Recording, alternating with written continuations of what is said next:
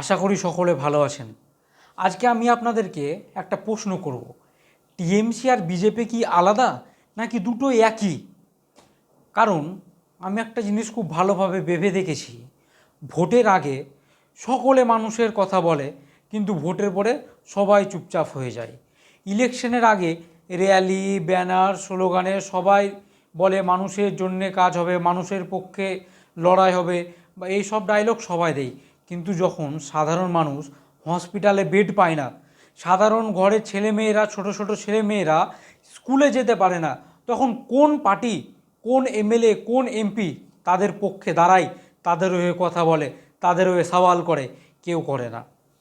কারণ হচ্ছে যে একটা পলিটিক্যাল পার্টি বলছে আমরা ডেভেলপমেন্ট করব, উন্নয়ন করব, আর একজন বলছে আমরা দুর্নীতির বিরুদ্ধে লড়াই করব।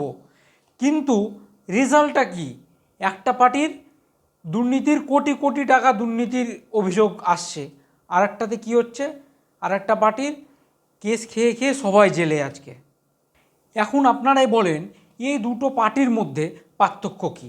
সব নেতারাই মানুষকে বোকা বানাচ্ছে।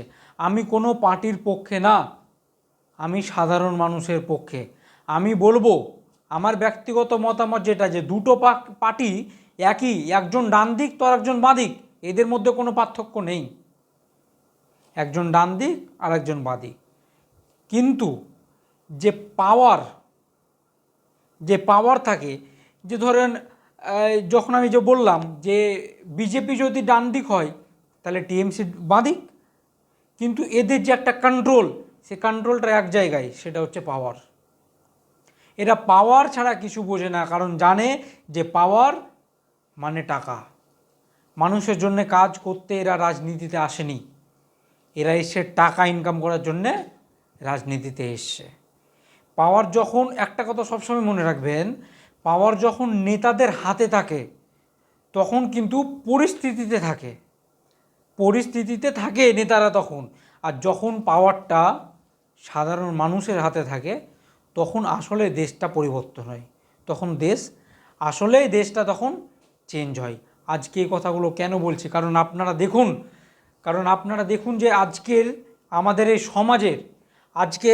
আমাদের সমাজের কত দুর্নীতি, কত কেস কাচালি। কেউ যদি একটা ভিডিও করছে সমাজের ভালোর জন্যে, যাতে মানুষকে সঠিক রাস্তা দেখাতে পারে, তার জন্যে পলিটিক্যাল পার্টিগুলো, আমি নাম নিয়ে বলছি, তৃণমূল, সেই পার্টিগুলো পুলিশকে চাপ দিয়ে তাদের বিরুদ্ধে কেস করছে, তাদের বিরুদ্ধে মামলা করে বাড়িতে নোটিশ যাচ্ছে, ইল্লিগালভাবে অ্যারেস্ট করছে, এগুলো করে রাখছে। আর আরেকটা পার্টির কী বা বলবো, ও তো হিন্দু মুসলিম করতে করতেই ওর জীবন শেষ হয়ে যাবে দেখবেন একদিন। লাস্টিং বেশি দিন নেই। হয়তো এই ভিডিওটা ডিলিট হয়ে যেতে পারে, কিন্তু আমি একটা বলে রাখি, তবে আমাকে থামানো যাবে না। আমি জানি আমার কথাগুলো শুনে অনেকে রাগ করবে, অনেকে রেগে যাবে, হয়তো আবার পুলিশকে চাপে দিয়ে, আমার নামে তো 2-3টে মামলা করেছিল, হয়তো আর একটা নতুন মামলা করাবে। কিন্তু আমার আওয়াজ যখন উঠেছে তখন এই আওয়াজকে থামানো যাবে না। আমি মানুষের পক্ষে, আমি সত্যর পক্ষে, আমি আইনের পথে চলি, আইনের কথা বলি। এবং আপনাদেরকেও বলছি, আপনারা সচেতন হন, সজাগ হন। এই যে এখন এসআইআর চলছে, এসআইআর নিয়ে বিভিন্ন পলিটিক্যাল পার্টি বিভিন্নভাবে বিভ্রান্ত করছে, যার ফলে আমি দেখলাম কিছু সংবাদে যে তারা কয়েকজন 3 থেকে 4 জন ব্যক্তি সুসাইড করেছে। এই সুসাইড করার মতো কিচ্ছু নেই। সবাই বলছে মুসলিমদের নাম বাদ চলে যাবে। আরে কে আছে মুসলিমদের নাম বাদ দিয়ে দিবে ভোটার লিস্ট থেকে? কার বাবার এত সাহস আছে যে ভোটার লিস্ট থেকে মুসলিমদের নাম বাদ দিয়ে দিবে?